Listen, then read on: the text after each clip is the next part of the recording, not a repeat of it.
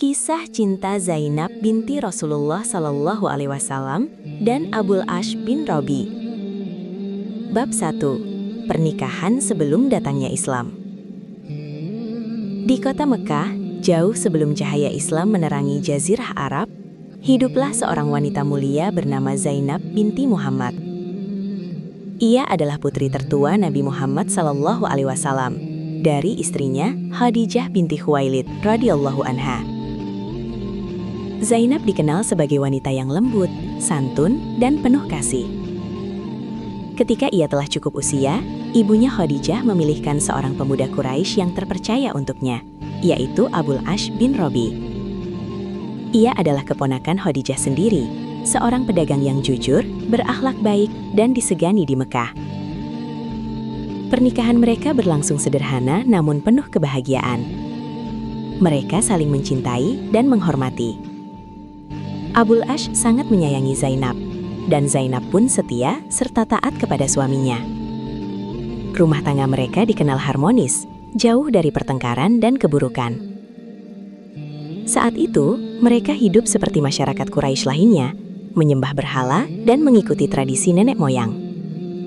Namun dalam hati Zainab telah tertanam sifat-sifat mulia yang kelak membuatnya mudah menerima kebenaran.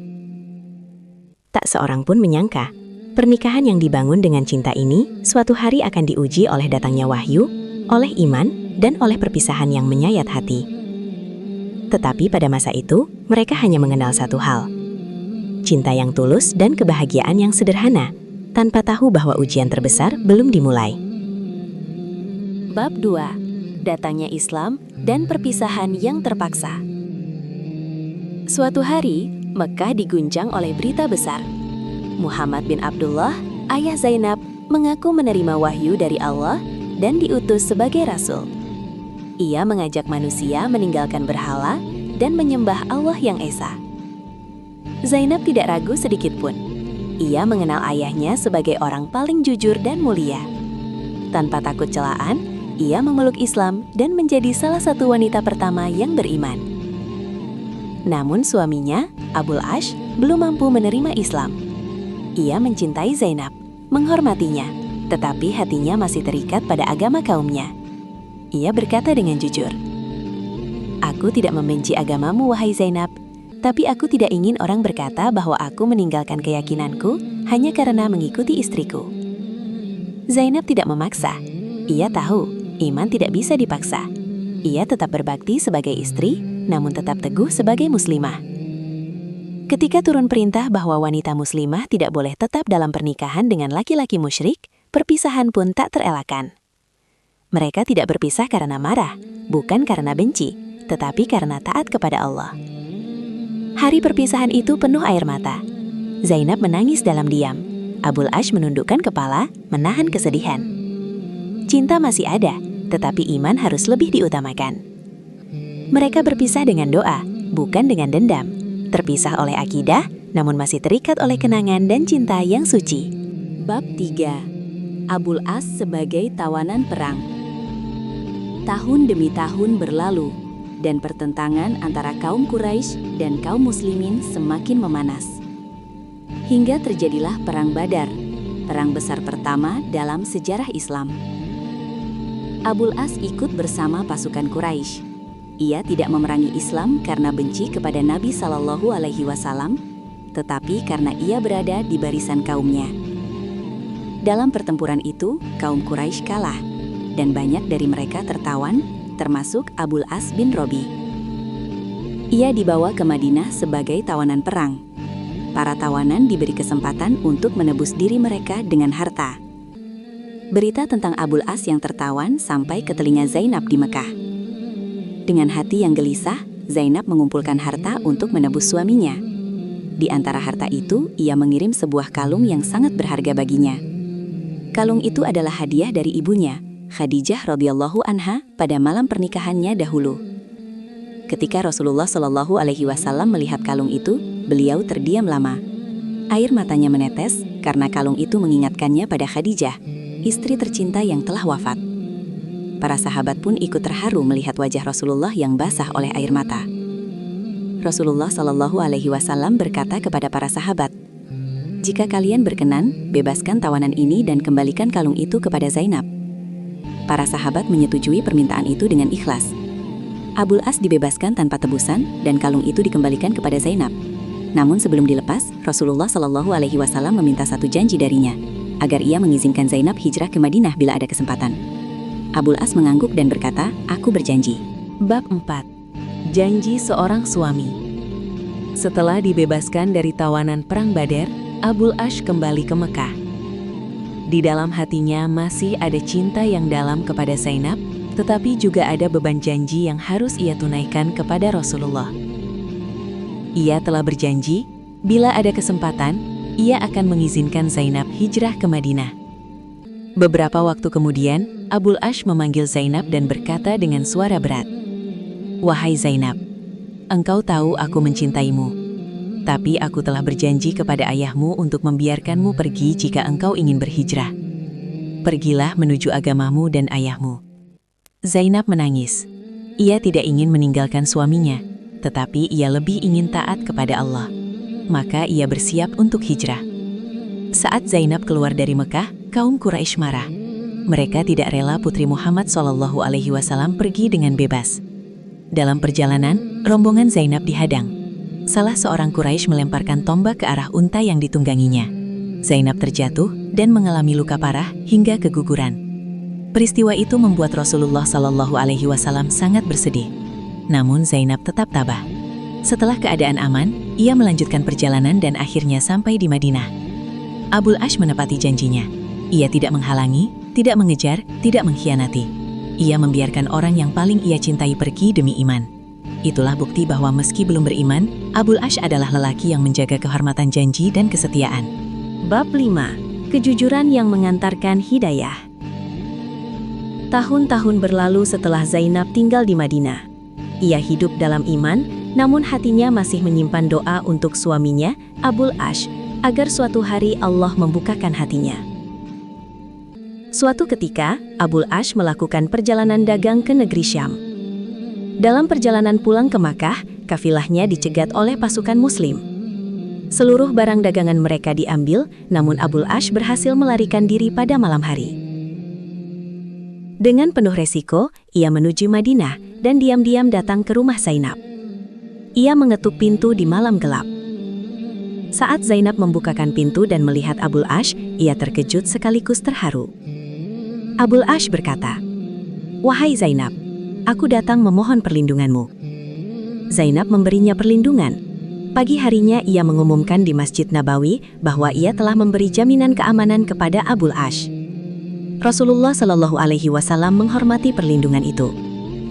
Rasulullah Shallallahu Alaihi Wasallam memerintahkan agar semua harta dagangan Abul As dikembalikan. Para sahabat menyerahkan kembali barang-barang itu tanpa mengurangi sedikit pun. Abul As sangat terharu. Namun ia berkata, "Wahai Muhammad, aku tidak bisa masuk Islam sekarang karena masih membawa amanah orang-orang Quraisy."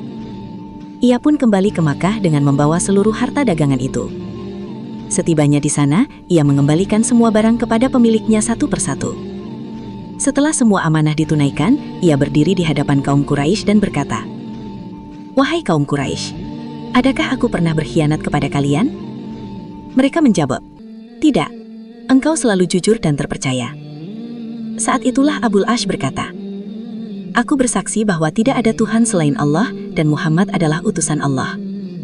Kejujuran yang selalu ia jaga menjadi jalan yang mengantarkannya kepada hidayah. Bab 6. Bersatunya kembali dua hati. Setelah mengumumkan keislamannya di hadapan kaum Quraisy, Abul As tidak menunda-nunda lagi. Ia meninggalkan Mekah dan berangkat menuju Madinah, kota yang menyimpan orang yang paling ia cintai dan agama yang baru ia yakini. Perjalanan itu terasa ringan karena hatinya kini penuh dengan iman dan harapan. Ia tidak lagi datang sebagai musuh atau orang yang ragu, tetapi sebagai seorang Muslim yang kembali kepada Rasulullah. Ketika Abul As tiba di Madinah, Rasulullah Shallallahu Alaihi Wasallam menyambutnya dengan wajah berseri.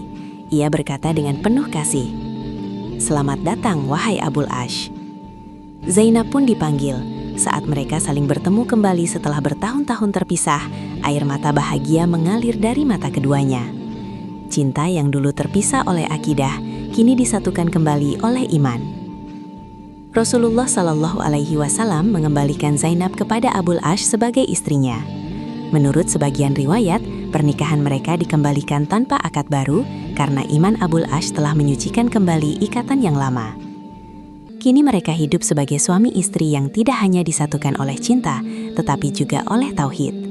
Rumah yang dulu pernah sepi oleh perpisahan, kini kembali dipenuhi oleh doa, iman, dan ketenangan. Dua hati yang pernah diuji oleh jarak dan perbedaan keyakinan, akhirnya bersatu kembali di bawah ridha Allah.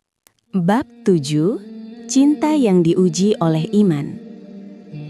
Setelah bersatu kembali, Zainab dan Abul As menjalani hidup bukan lagi sekadar sebagai pasangan yang saling mencintai, tetapi sebagai dua hamba Allah yang berjalan di jalan yang sama.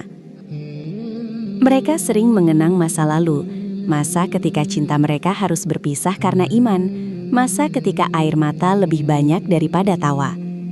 Semua itu kini menjadi pelajaran, bukan luka. Zainab mengajarkan kepada suaminya tentang kesabaran yang dulu ia jalani. Abul As menceritakan betapa beratnya hatinya saat harus membiarkan istrinya pergi demi agama. Mereka menyadari bahwa cinta sejati bukan tentang mempertahankan orang yang kita cintai dengan cara apapun, tetapi tentang merelakannya taat kepada Allah meski itu menyakitkan. Abul As berkata kepada Zainab, "Engkau pergi bukan karena engkau tidak mencintaiku, tetapi karena engkau mencintai Allah lebih dari segalanya." Zainab menjawab, "Dan engkau membiarkanku pergi bukan karena engkau lemah, tetapi karena engkau jujur pada janji dan kehormatan." Cinta mereka telah diuji oleh iman, dipisahkan oleh iman, dan akhirnya disatukan kembali oleh iman. Kini mereka tahu, cinta yang tidak tunduk kepada Allah akan rapuh, tetapi cinta yang berjalan bersama iman akan abadi, meski harus melewati perpisahan dan luka. Bab 8. Hikmah dari kisah mereka. Kisah Zainab dan Abul Ash bukan sekedar cerita cinta. Ia adalah pelajaran hidup tentang bagaimana iman, kejujuran, dan kesabaran membentuk takdir manusia. Dari Zainab, kita belajar bahwa iman harus lebih tinggi dari perasaan. Ia mencintai suaminya, tetapi tidak menjadikan cinta sebagai alasan untuk meninggalkan kebenaran. Ia memilih taat meski harus berpisah, menangis, dan terluka. Dari Abul Ash, kita belajar tentang kejujuran dan menjaga janji. Meski belum beriman, ia tidak mengkhianati amanah, tidak mengingkari janji, dan tidak menahan orang yang ia cintai dari jalan Allah. Kejujurannya itulah yang akhirnya mengantarkannya kepada hidayah. Dari perpisahan mereka, kita belajar bahwa tidak semua yang kita cintai harus kita miliki dengan cara yang melanggar perintah Allah. Ada kalanya, cinta justru diuji dengan kerelaan melepaskan. Dari pertemuan mereka kembali, kita belajar bahwa Allah tidak pernah menyia-nyiakan kesabaran. Apa yang dilepas karena Allah, akan dikembalikan oleh Allah dengan cara yang lebih indah. Maka hikmah terbesar dari kisah mereka adalah, cinta yang diserahkan kepada Allah tidak akan hilang. Ia hanya sedang diuji, dan pada waktunya, akan dipertemukan kembali dalam keadaan yang lebih suci dan lebih indah. Masih banyak kisah para nabi dan teladan agung yang penuh hikmah, pelajaran iman, dan nasihat kehidupan yang akan terus menguatkan hati kita di jalan Allah. Jangan lewatkan kisah-kisah berikutnya. Kisah yang bukan hanya untuk didengar, tetapi untuk direnungkan dan diamalkan.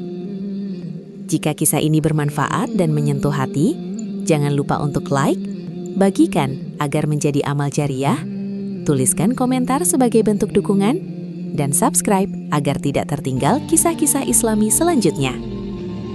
Semoga Allah memberkahi kita semua dengan ilmu yang bermanfaat dan hati yang selalu kembali kepadanya. Sampai jumpa di kisah berikutnya.